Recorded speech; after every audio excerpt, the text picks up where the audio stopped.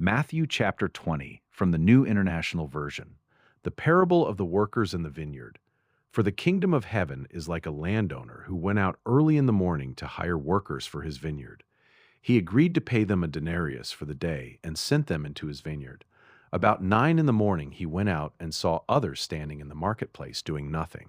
He told them, "You also go and work in my vineyard, and I will pay you whatever is right." So they went. He went out again about noon, and about 3 in the afternoon, and did the same thing. About 5 in the afternoon he went out and found still others standing around.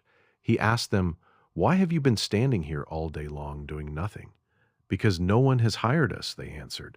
He said to them, "You also go and work in my vineyard."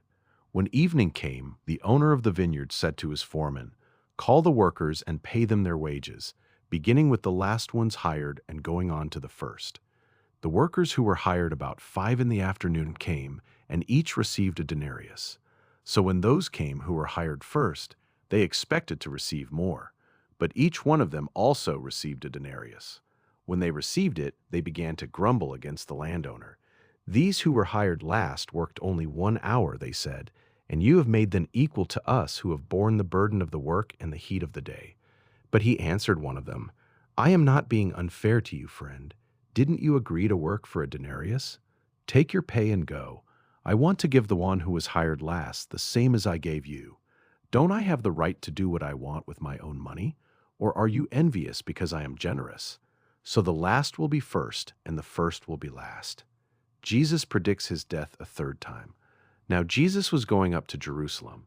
On the way, he took the 12 aside and said to them, "We are going up to Jerusalem, and the Son of Man will be delivered over to the chief priests and the teachers of the law. They will condemn him to death and will hand him over to the Gentiles to be mocked and flogged and crucified. On the third day he will be raised to life." A mother's request. Then the mother of Zebedee's sons came to Jesus with her sons and, kneeling down, asked a favor of him. "What is it you want?" he asked. She said, "Grant that one of these 2 sons of mine may sit at your right and the other at your left in your kingdom." "You don't know what you are asking," Jesus said to them. "Can you drink the cup I am going to drink?" "We can," they answered. Jesus said to them, "You will indeed drink from my cup, but to sit at my right or left is not for me to grant. These places belong to those for whom they have been prepared by my Father." When the 10 heard about this, they were indignant with the 2 brothers.